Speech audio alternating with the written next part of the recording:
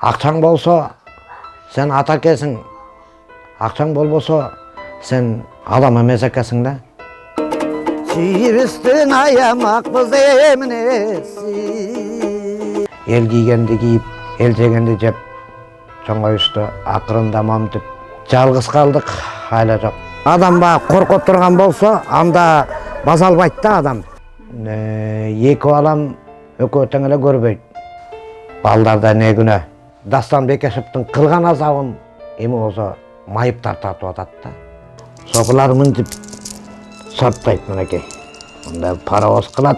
5 күнгө келген экенбиз. Эртең эмне болот? Жарым сааттан кийин эмне болот? Бир Кудай билет. Бул дүйнөгө келгениме Кудайыма шүгүр. Жан берген жалгыздыктан жада бүттүм.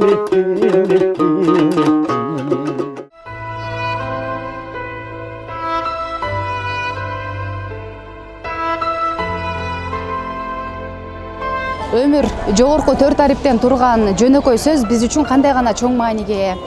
Ал биздин кечээ бүткөн, бүгүн жашап жаткан жана эртең болоору арсар мүмкүнчүлүгүбүз. Кандай гана кырдаал болбосун, ар бир аткан таң биз үчүн байлык. Саламатсыздарбы, Медиа 24-түн жалпы катталуучулары, бүгүнкү биздин көрсөтүүнүн каарманы комузун колго алып, табиятынан келген таланты менен оокатын кылып келе жаткан Райым Калый ата болмокчу. Кайрылып сенден алыска кеткенди, чийибиздин аямакпыз эмнеси. Ассаламу алейкум. Токтогулдун кулуна кандайсыз? Жакшысызбы? Ден соолуктар жакшы, күнүгүчтө аман-эсен жүрөсүзбү? Саламатсызбы аке? Кандай турасыз? Саламатчылык. Дурус, Кудайга шүгүр. Медиа 24 каналынан келип калдык, сиз менен маек куралы деп. Жакшы, келгиле. Биздин көрүүчүлөргө өзүңүз тууралуу айтып берсеңиз. Кайсыл жердин кулуну болосуз? Канча жаштасыз? Өзүм Жалалабад областына караштуу Токтогул районунун тургуну болом. Ошол жерде төрөлүп өстүк. Азыр 51 жаштабыз. Атыбыз Райым Калый. Канча жылдан бери бул жактасыз? Биз 79-жылдан бери ошо Бишкекте турабыз. Илгери анда багы 91-жылга чейин Фрунзе шаары болгон. Азыр Бишкек шаары болду. Азыр ошондо 9 жаштан бери болгондо 42 жыл эле Бишкекте болуп турмун да. Ош базарга чыгып, мынтип ырдап жүрөсүз. Канча жылдан бери кантип чыгып калдыңыз биринчи жолу? Ага чейин эмне менен алектенчүсүз? Базарга чыгып калганыбыз жана антип багы пенсиябыз жетпей калды. Пенсиябыз жетпей калып, багы ал кезде да бир балалуу болуп калгам.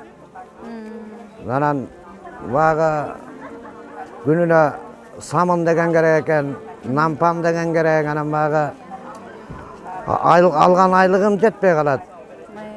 Эми ошолдон деле багы ошол кезде деле 300 сомго чейин акча тапчубуз. Пенсиям менен кошо 300 сомго чейин тапчубуз. Эми ошол деле жетпей калчу да. Анан бир күнү базарга келип, жумуштан түшүп, анан бу жерден базардан өтүп баратсам, бир кыякчан, анан домбурачан, бирөө өзбек, бирөө орус ойноп отурушат. Анан басып барып көпкө чейин угуп отурдум. Бир жума өттү. Анан багы көрөйүнчү деп, анан багы базарга чыгып, ой жок эле базарга чыгып көрөйүнчү жана эле деп, анан базарга чыгып 70 сом таптым. Эң алгачкы жолу, негизгиси багы базарга чыгам. Базарга чыгып багы оокат кылам деген деле ой жок болчу. Өзүм багы анча-мынча багы жарыкты көргөнүмө байланыштуу багы ишканада эле иштей берчүмүн да. Багы мындай базарга чыгам деп ойлончу деле эмесмин да. Сокурлар азиздер коомунун ишканасы бар. Бишкекте берде, бул жерде, ошол жерде биз плиткалардын переключательдери болот. ошону курачубыз, чогултуп жазачубыз. Обогреватель жазачубыз. Ал ишканада эми баягы жазалычу нерселер аябай эле көп. Убагында баягы көп эле нерселер жасалган. Азыркы убакытта баягы иштебей турат жокчулуктун айынан. Баягы ошо иш токтоп калганына байланыштуу, пенсиябыз айдан айга жетпей калганына байланыштуу. Анан баягы базарга чыгууга туура келди да. 91-жылдан бери эле чыгасыз да базарга? Ооба. Үй бүлөңүз канча жашыңыздан бери көрбөй калдыңыз таптакыр эле? Таптакыр негизи тубаса эле болушум керек. Бирок баягы ал ошо 7 жашыман 9 жашыма чейин баягы гезитти деле, майда шрифттерди деле карап окучумун. Бирок баягы майда болуп калса баягы ичине жакыныраак кылып окучумун, бир 30-35 сантиметрге чейин алып. Андан кийин баягы 9 жашыма келгенде баягы тамгалар көрүнбөй калып, баягы аябай эле жакын аралык алып калдым да.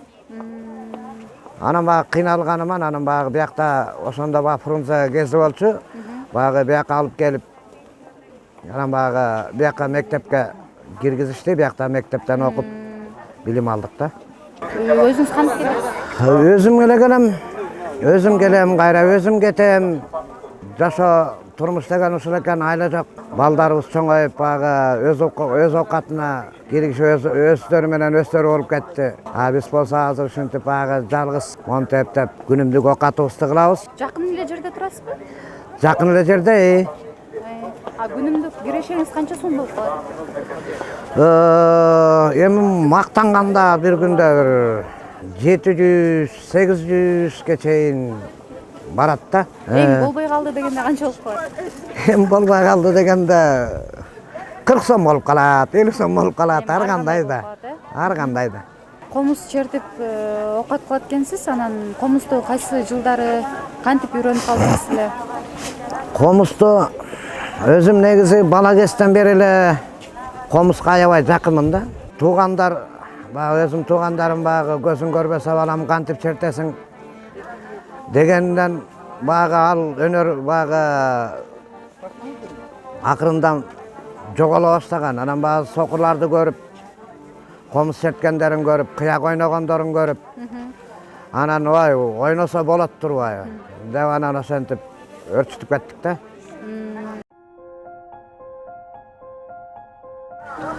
Үйүңүзгө баргандан, мисалы бир жерге түшүп кетемби же ушундай бир коркунучтар болбойбу өзүңүздө?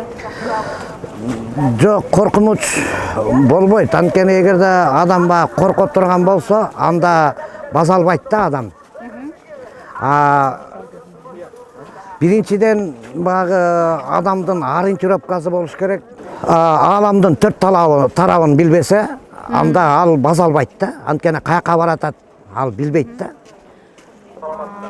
Бул жактан түшкөн каражатты ким санап берет же өзүңүз санайсызбы? Каражатты өзүм эле санайм.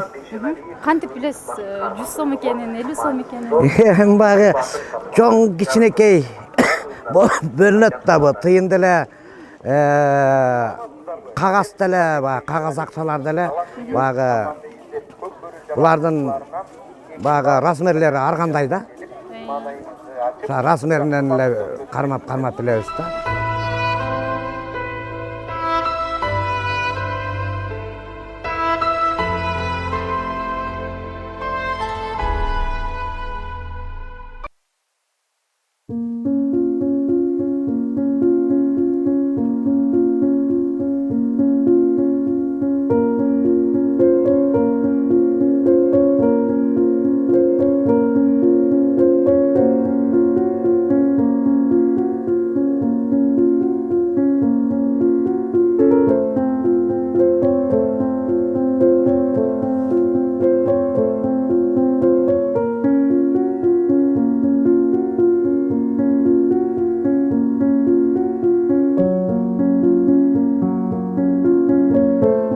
Атанын үйүнө да келип калдык. Азыр үй тиричилиги жөнүндө кеп турабыз. Айтсаңыз, бул жерде канча жылдан бери турасыз? Бул Батырда турганыма 4-5 ай болуп калды. Үй бүлөм менен багы эки жолдо болуп кеткенибизге байланыштуу азыр багы ушул жерде турам. Жалгыз, айла жоктон багы ушул жерде жашап, окатымды көрүп атам, ушул жерден күнүмдү көрүп дегеним. Канча балаңыз бар? 5 балам бар. 6 неберем бар. Алардын көзү жакшы элеби? Балдарымдын, өзүм балдарымдын ичинен 3 кызым бар. 3 кызымдын экөө көрөт, бир кызым көрбөйт. 2 балам экөө тең эле көрбөйт. Эми көрөт, багы такыр эле көрбөйт деп айтуудан арымын. Багы бүдөмүк көрөт да, багы экинчи топтогу майыптарда. Бул жака каралашып келип турушабы балдарыңыз? Эми бул жака каралашып деле келишпейт. Эшегим өлбөсүн, арабам сынбасын деп эле эптеп багы азырынча өзүбүз эле турмушту куруп келатабыз да, багы жашап келатабыз дегеним да. Айтсаңыз ата, ушул жерде өзүңүз жалгыз турсаңыз, тамак ашыңыз, кийим кечеңизди ким жууп берет? Тамак ашыңызды ким даярдат? Багы батыр болгонуна байланыштуу багы көп оокат алып багы өзүмө жүк кылып кереги жок деп багы албай отурам. Багы тамак ашты столовойго барам. Кийим кечени багы кир жуугучтарга барып жуудуртуп анан алып келем. Аларга акчаны өзүңүз эле санап бере бересиз? Акчаны өзүбүз эле санап беребиз. Эмнеге ыраазы болосуз, эмнеге кайгырасыз? Эми бул дүйнөгө келгениме Кудайыма шүгүр. Ошо багы ата энем бул күнгө алып келбесе, бул күндү деле багы билбейт делек, көрбөйт делек. Анан багы ыраазычылыгым бул дүйнөдө багы Кудайыма шүгүр, багы билим десе билим алдым. Диний жагынан деле билим андай багы жок эмес, Кудайыма шүгүр, анча мынча бар. Окуу жагынан деле багы билим бар, Кудайыма шүгүр, багы мектеп билими болсо дагы бар да. Наразы болуп багы капаланганым жалган дүйнөдө жашоо ушул экен. Мына момтип 91-жылы үйлөнүп, андан 19-жылга чейин 20-жылга чейин чогуу жашап, 20-жылдан бери карай мына азыр 21-жыл болуп калды. Ошо 20-жылдан бери карай жашообуз эки жолдо болуп, багы жаш кезимде балдарга мурунку деп деле сүйлөй берем, багы аялымдын, балдарымдын багы курсагын тойгузбай дейм, багы курсагын тойгузуп, кийим кечесин бүтөп, элдин алдына чыгарбай, элдин артына калтырбай, ошо багы эл кийгенди кийип, эл жегенди жеп чоңоюшту. Акырында момтип жалгыз калдык, айла жок. Жалгыз калышыңызга эмне себеп болду? Эми аялыбыз жалгыз калганы же ошо тагдырдын оорчулугун багы көтөрө албай койду, же 100 сом болсо дагы, 1000 сом болсо дагы багы алып келип колуна карматып жүрдүм, же акча кумары ойноп көтөрө албай калды дөөлөтүн. Өзүм деле багы түшүнүксүзмүн да. Акчаң болсо сен ата экенсиң, акчаң болбосо сен адам эмес экенсиң да. Акыркы биз көрүшкөнүбүз ошо декабрда, ошо декабрдын орто чендеринде көрүштүк го. Андан бери көрүшө элекпиз. Келечекте эмне кылайын дейсиз? Ушул жашоо ушул боюнча өтүп кетеби же башка бир пландарыңыз, өзүңүздүн балким койгон максаттарыңыз бар? Эмне кылайын деп атасыз алдыда? Эми азыр бул жашоодо багы ой максат, биринчи ой максат багы ден соолукта болуу, багы ден соолукту кароо. Анан эртеңки багы мен эртең минтип этелем, эртең тигинтип этелем дегенден арымын. Себеп дегенде бул күнгө 5 күнгө келген экенбиз. Эртең эмне болот, жарым сааттан кийин эмне болот, бир Кудай билет. Антса деле эми жалгыз болсом да аракет кылып, элимден жардам сурап болсо дагы эптеп, минтип картайганда батирде жашабай эптеп үй алыш керек деген ойдомун азыр. Башка айла жок. Буга чейин кайсыл жерде жашачусуз? Үй бүлөңүз менен өзүңүздүн үйүңүз бар беле? Буга чейин үй бүлөм, үйүм деле бар болчу. Бу жаңы конуш Жылмасив Көкжар деген жерде жашачубуз. Тагдырыбыз тайык экенин кантебиз. Эми ушинтип азыр батирде жашап калдык. Балдарда не күнөө, айла жок да. Эми үй ошондо балдарыңызга калдыбы жагы? Балдарга калтырдым да. Алар да чоңоюп, азыр үйлөнүп, кыз бердим, уул үйлөдүм. Алар өздөрү дагы мага окшогон майып болсо, анан алардын үй талашсам туура эмес болуп калат го. Анан комуз чертеткенсиз, мүмкүн болсо биздин көрүүчүлөргө бир белек сунуш кылсак кандай болот? Мейли.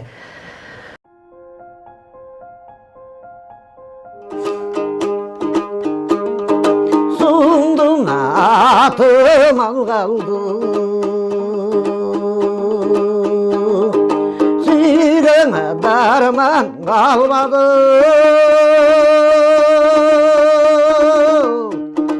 Солы бардым içinem canım, surmağıza cennem amanım.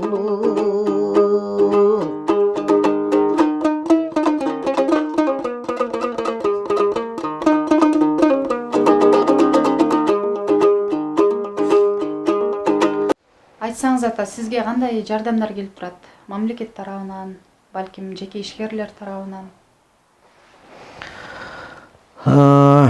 Мамлекет тарабынан жардам деле жок.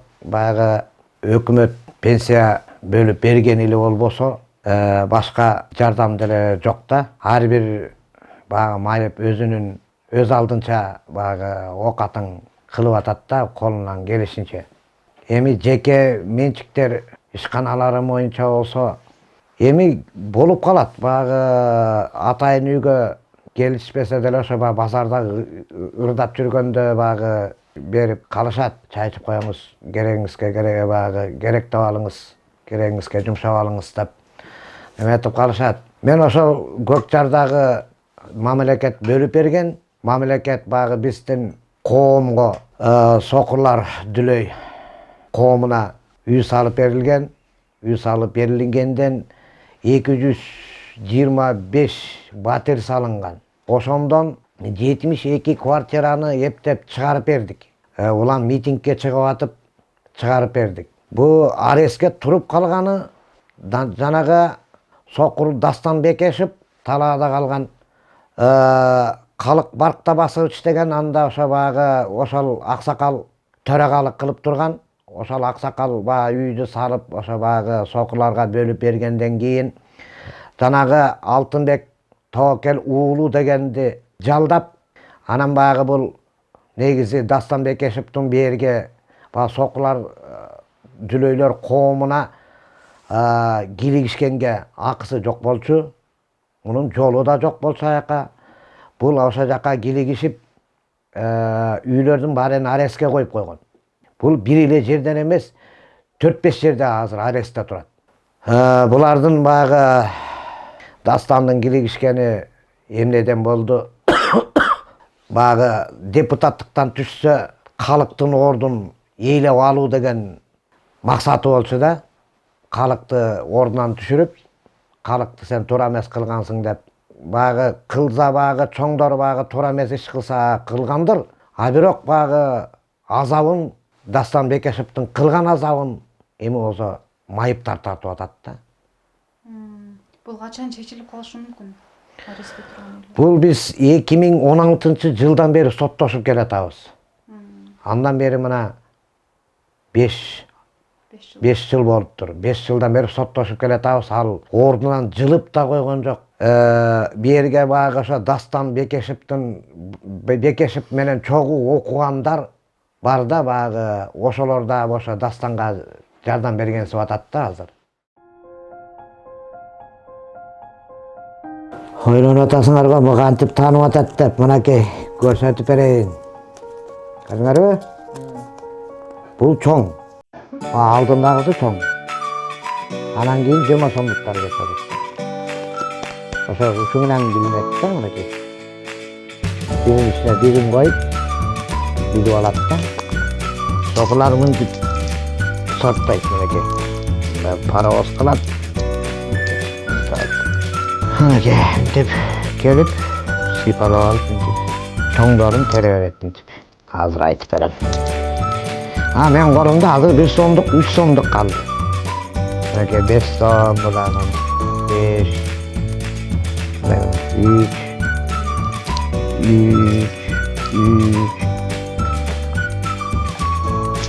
Ата биздин көрсөтүү аркылуу элге кайрылуу жасасаңыз болот. Elimden aylanayın. Bağı 91 жылдан beri elim bağıp geletat. Meni dele mağa okşagan kança деген майыптарды bağıp geletat. Elime razımın, бірақ айтарым bağı 6 sanım aman bolsa монтип bağı Батирге muhtaç bolbosa elem. Kolunuzlardan gelişince жардам берип үй алып берсеңиздер жакшы болот эле да. Bağı bir үй алып алайын. Монтип көчөлөй картайганда. Koş degim gelbeyt, koş degim.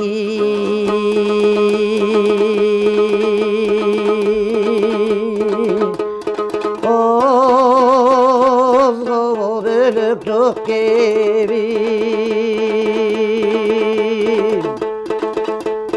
Korkulsam жалгыз aylamcı. Koş deşer kişim çok benim. Çok benim.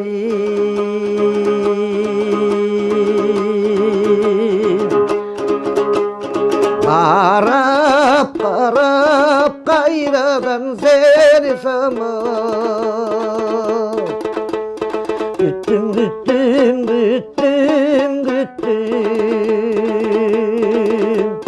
Can bilgim жалгыздыктан жада büttüm büttüm büttüm. Can bilgim жалгыздыктан jada büttüm büttüm büttüm büttüm.